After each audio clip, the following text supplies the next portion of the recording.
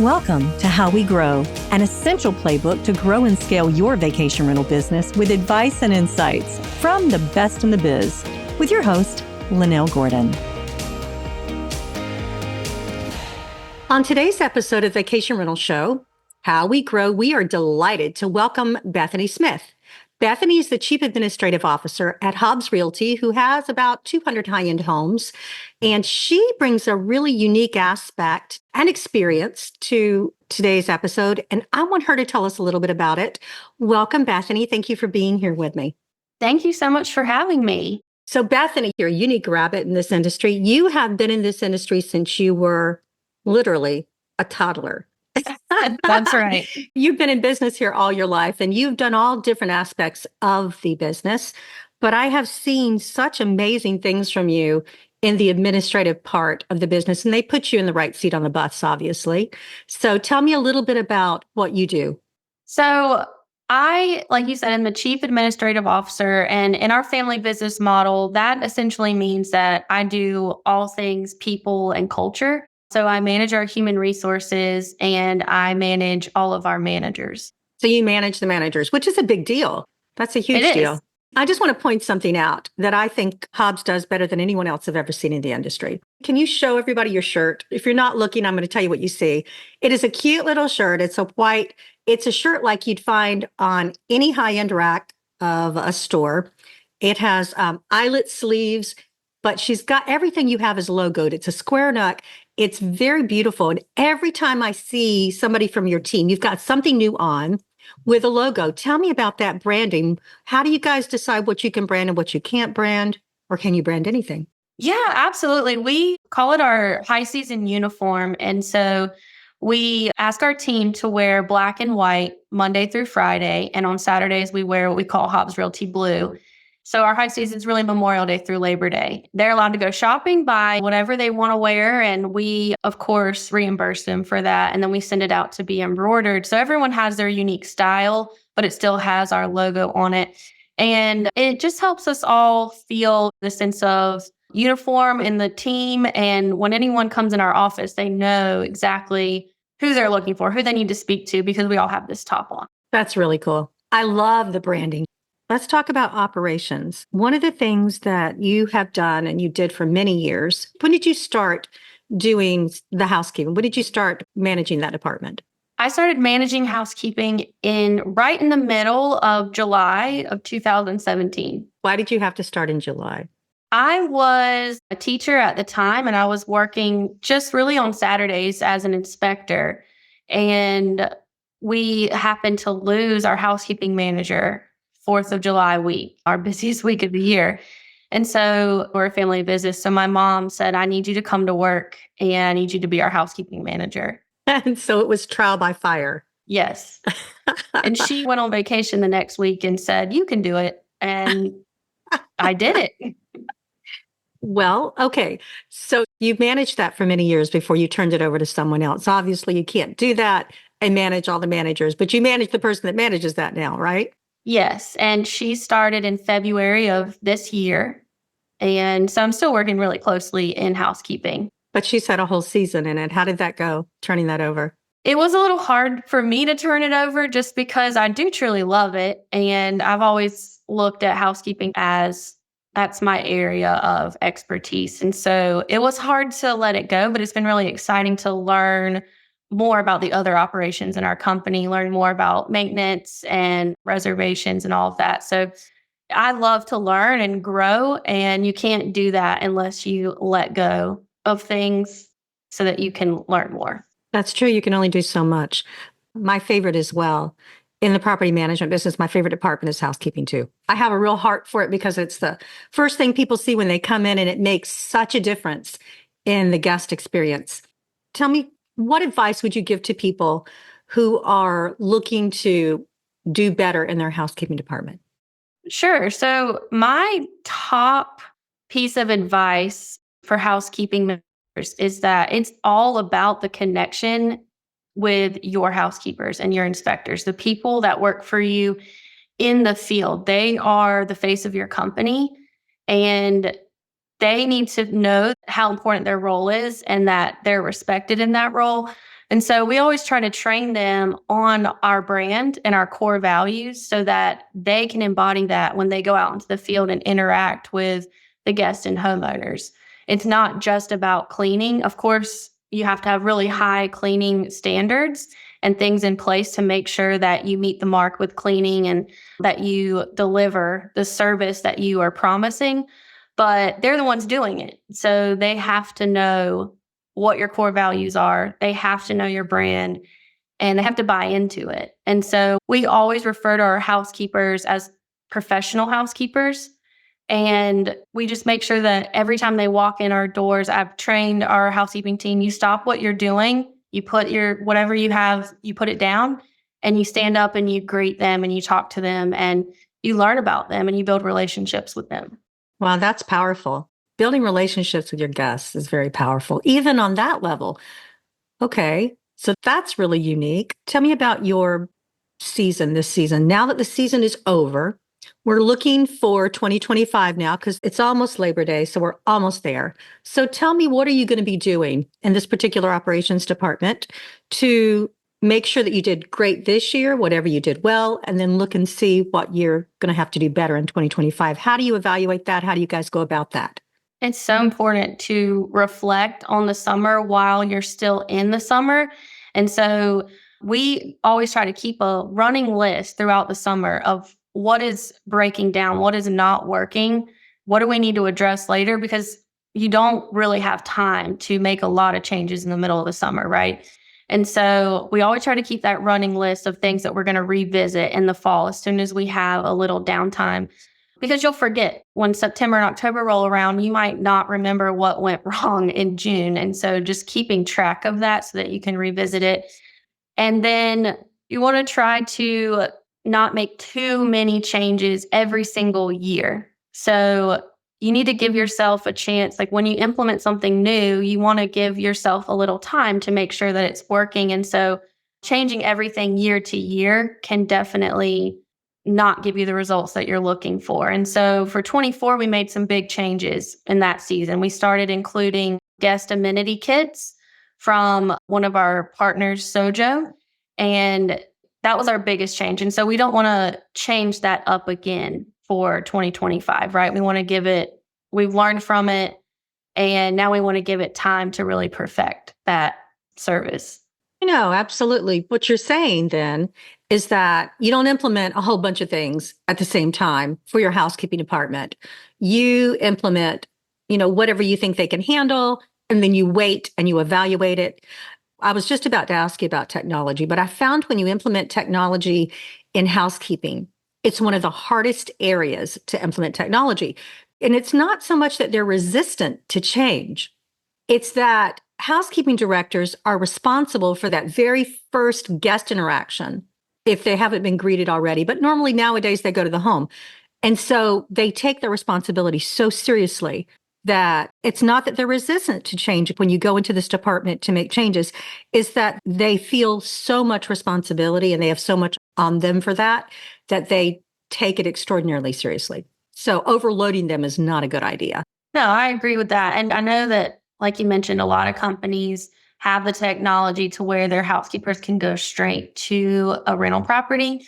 We have that capability, but we have chosen to require our housekeepers to stop in to our housekeeping facility every Saturday morning before they go out to clean the property so that we can have that touch point with them.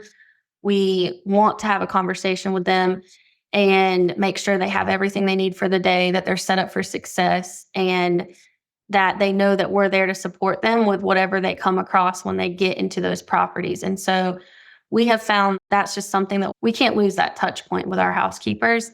And so while they can communicate with us through different software tools, we still want that face-to-face greeting every Saturday morning. Let me ask you this. You've done this for 7 years. Tell me how you feel the most successful way to handle callbacks are. Oh, that's a great question. I used to be so afraid of callbacks and it made me so uncomfortable, but it's just part of the job. And the way that we do it is our inspectors, they just take a notepad and they write down all the issues that they find in the property. And they go ahead and they text us a photo of those notes. And we determine, is this really a callback? So we ask our inspectors if it's something they can clean in 15 minutes or less, they correct it and they move on to their next house. So we determine if it's truly a callback. And when it is, we tell the housekeeper up front, transparent, these are the notes. Are you able to go back and make these corrections? And they'll either say yes or no. And the reason that it's so seamless now is because we tell them up front what our policy is for callbacks and how we handle it. And so they know how to expect it. They know what to expect. And they usually are very willing to go right back and correct those issues. And so we usually don't have a problem with it. And they're usually apologetic. It's hard to hear negative feedback about work that you've done. And so we always keep that in mind. We never blame them or speak to them in a negative way or say like, this is horrible. We just say, we had some issues. Are you able to fix it? And keeping it positive and upbeat. And that sets the tone for the housekeeper and they're able to accept it a little better. What about pay? Do you dock pay when they do that? We do. If they are not able to return, we pay by a piece rate system. A lot of people in the industry do that. And so they know upfront, this house, let's say it pays $200 to clean this house. So they know that up front. And so if they say, well, we can't come back to do these callback notes, then we let them know right away, these notes are worth this much. And if you can't come back, we'll have to deduct this much from the $200 pay. And so there's no confusion later. It's all up front. Yeah, it's all up front. And that's what I was scared of in the beginning. When I first started out, those are difficult conversations to have with people. So I would say, don't be afraid to have those conversations, but just make sure that you're doing it in a respectful way and it should be fine. That's the way I paid my way through college second time, was weekends, Oh, cleaning really? houses. Oh, yes. It's hard work. I did clean houses when I was a teenager. My dad would drop me off at a beach house and with an adult, of course, supervising. And I learned to clean beach houses. And then I started inspecting before I became the housekeeping manager. So I loved it. It was one of the most rewarding jobs I ever had because you get immediate gratification that you have a clean house. exactly. And you have the best view of anyone on the island. Cleaning an oceanfront beach house That's is true. relaxing. I agree with you 100%. Let's talk about technology. How has the integration of technology influenced the way that you're managing your housekeeping and HR? And here's the reason I ask, because I know something unique about your management team, and that is you have a lot of technology that you use, but then you say, okay, well, this part I will use, or this part I won't use because it doesn't fit this, or it fits this part. You really do a great job of taking it apart and making it fit you. How do you do that? Well, so in housekeeping, when I came in, there was just one way to do it. And my mom told me, she said, this is what we use. We use LSI tools, we use Schedule Pro. And she trained me over the phone on her way to the mountains that first week she was leaving. And it was so user-friendly that I was able to learn it over the phone. And it has worked so well that there was never any need to change it. And so while we did change PMS companies, and now the company that we're with, Streamline, they have the capability, of course, to do those tools. But if something's not messed up, why change? No, I think that you guys have a setup that lends itself towards success because, correct me if I'm wrong, you hire all your housekeepers in-house. You hire them yourselves, right? Or do you use a service that hires them? We do not use a service. We use independent vendors, contract cleaners. We don't subcontract out with companies. So we're looking at 100 to 150 independent contractors that come to work every Saturday. They're not our employees, they're vendors. Okay. And so do you have the same people return for the summertime jobs? Do you use them during the winter? So we have a good amount of housekeepers that return, and we have some who have worked for us since I was a child. They're still cleaning houses with us. But sometimes you get someone who only works for a season just based on what's going on in their life at that time. So we do have to recruit and train and rehire every year. So the training, how does that happen? What do you guys do for that? Right. Because they're independent contractors, I don't actually call it training. I call it orientation. And we just let them know right away that we have like a mandatory orientation, a touch point. We get them all together for one day before the season starts. And we go over all of our core values, our expectations. We give them our standard property appearance guidelines. And we let them know, of course, that they are the housekeeping professional. They're able to clean however they see fit. But these are our expectations. These are our standards for cleaning, and they'll be inspected. And we make it a really fun time. It lasts a couple hours. There's a lot of information to go over, but we stop every so often, and they enter into a raffle when they get there. And so we stop every so often and pull tickets, and we give out prizes throughout. We always feed them and just make it a really fun time to get them excited about coming to work for Hobbs Realty. And we always have a really great turnout and feedback from it. If they're not able to attend, we don't schedule them as a housekeeper until after we schedule our next orientation. So we do a couple throughout the spring. Oh, wow. This episode of How We Grow is brought to you by Blue Tent. Blue Tent is proud to offer digital marketing solutions for vacation rental professionals. Expand your visibility to new travelers and book more guests with the team at Blue Tent, featuring direct booking sites, email marketing, digital marketing, channel management, and more. Discover what Blue Tent can do for your short-term rentals at bluetent.com. So what is one key piece of advice that you would offer other property management professionals looking to improve their housekeeping? Invest in your team. Invest in your in-office team and your field team of housekeepers. Your operations manager of housekeeping, that's the person who's really in the trenches, making everything happen behind the scenes. You need to make sure they have the right resources and that they know that they have your support as the property manager, that you're on their team and that you're going to go to bat for them when there are issues in housekeeping. And then making sure that your housekeepers, that they have the right resources, that they have the right information, that they know your expectations, and that they're valued and respected in that role. Because you cannot function without a solid housekeeping team, right? You cannot run your business if housekeepers are not going to show up to clean the properties. And so to me, it's just that relationship with housekeepers is the most important piece. And it's in our area what keeps them coming back. There's several companies in our area right here on this island that you could choose to clean for. And so we get feedback a lot of the time saying, well, we come back because of the atmosphere, because of the environment, because you're so friendly and easy to work with. And so that's really important to me. It was really, I think why it's so important to me is because it was important to my parents. It's what I saw growing up. And so it was really important to me to make sure that when I trained people in housekeeping, that's what I passed on to them. So let's talk just a minute about family-owned business. What advice would you give to property managers who want to hire their kids, their teenage kids, their kids that are in school? What advice would you give to them? I would say to do it, that it's a wonderful opportunity. And for me, I'm surrounded by my best friends who also happen to be my family while I'm at work all day. We work 40 plus hours a week. And so training your children is really some of the easiest people to train because they're your kids. You can say and do whatever you want to say and do, but they really learn by example. And so they're also going to feel a sense of loyalty and dedication to the company because they're your family, right?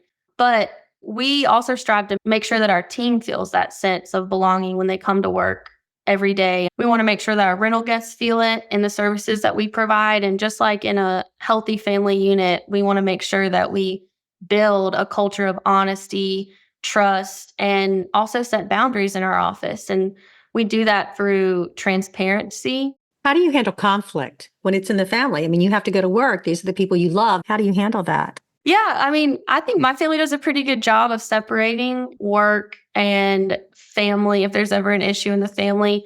But we do have to have difficult conversations, of course, just like any company would. And so my parents have raised me to see the whole person. And so I always take that into consideration, whatever external factors when I'm making a decision. yes, we're running a business, but people and relationships are really what make that business thrive.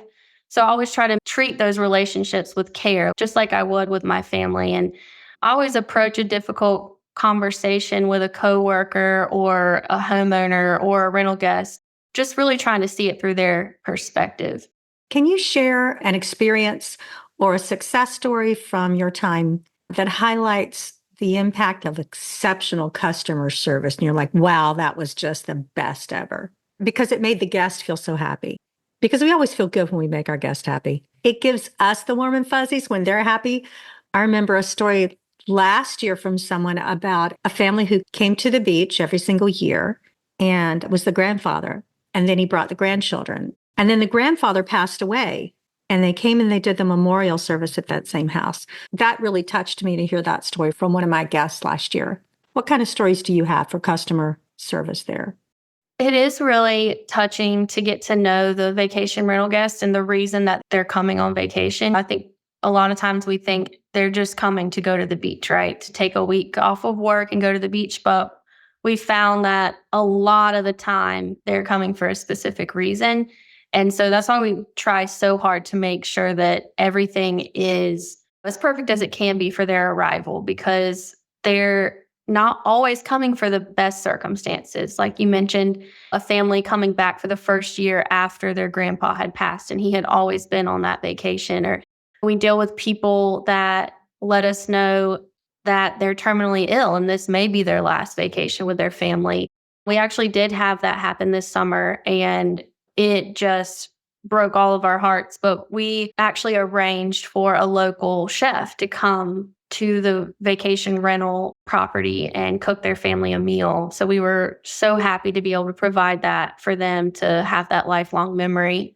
What's your favorite guest or owner story? Because I know we have a ton sitting there in your head. So this is taking it a little bit back to when I was a child, but I will always remember our early homeowners because things were a lot different then. And I think it's not necessarily better or worse, but it was just a lot different, right? And so what I remember growing up is that my parents had personal relationships with many of their homeowners. And I and my siblings and I actually got to know them, and we would look forward to them coming to the beach, and we would go to their rental properties and they would cook for us, and they would come to our house and visit us, and they would bring us gifts. And it was just it was like extended family at that point. And some of those homeowners are still living and still in our program. And some of them have passed their rental properties down to their children. Some of them have sold. But yeah, some of these properties have been in our program since the 80s. So that was really impactful and just something that I have really enjoyed seeing develop over all these years. That's a long time homeowner. Very. Yeah. Some of them have been in the program longer than I've been alive. Is there any other advice that you'd like to give property managers for either HR or housekeeping? So one of the best things that Rochelle and I have done in the last 2 years is to really make sure that we know why are we doing the things that we do this way. And so we developed a set of core values, and we didn't have that before. That's newer to our company within the last couple of years. And so having a set of core values that you integrate into all aspects of your company culture so that it becomes second nature to everyone on your team, and it begins to, spill out of them in all of their interactions. And what I started doing in 2024 is actually using those core values as performance indicators with our team. Oh, I love it. Yeah. And so, of course, metrics like inbound calls answered, it's really important to know.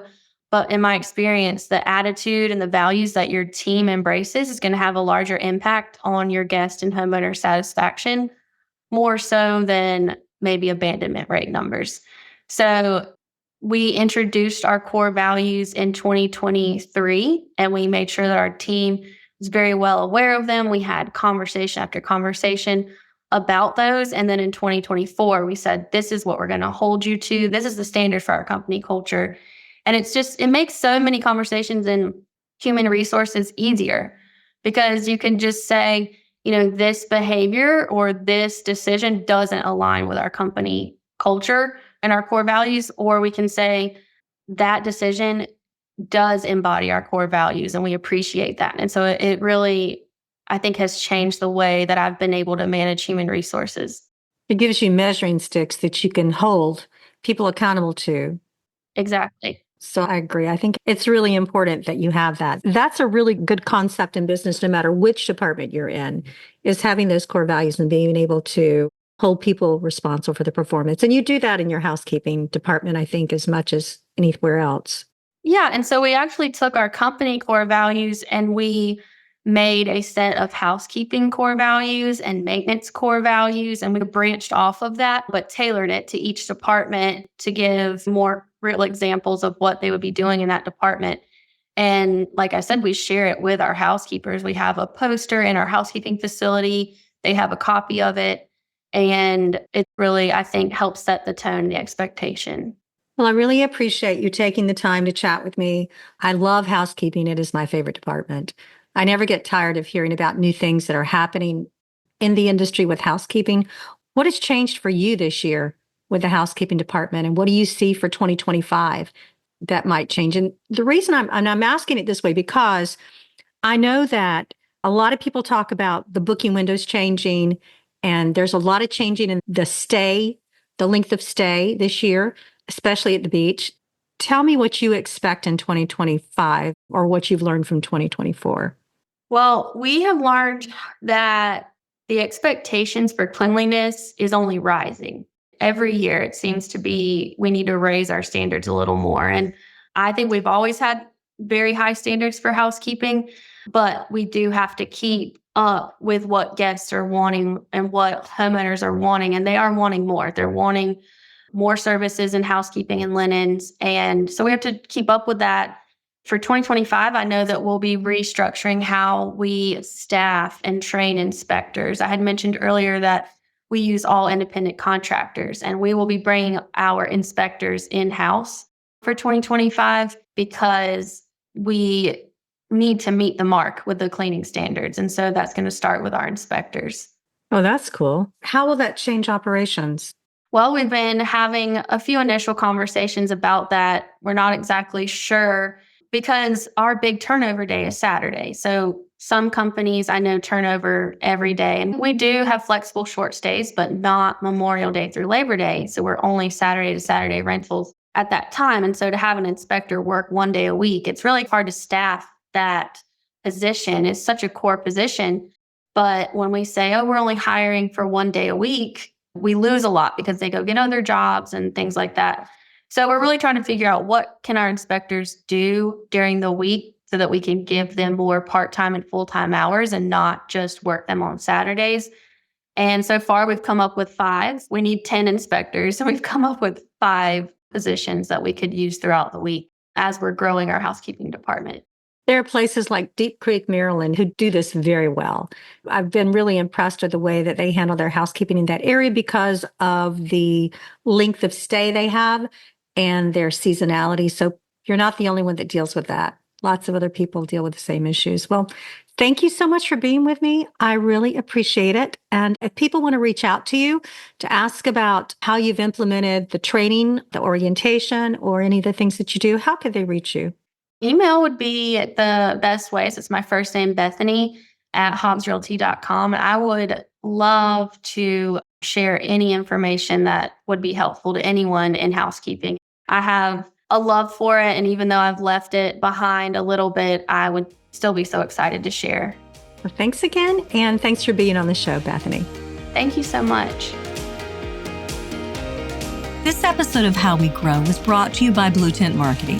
To find out more about how Blue Tent Marketing can help grow your vacation rental business, visit bluetent.com. Make sure to search for How We Grow in Apple Podcasts, Spotify, and Google Podcasts, or anywhere else podcasts are found, and hit subscribe so you never miss an episode. On behalf of the team here at Inhabit, thanks for listening.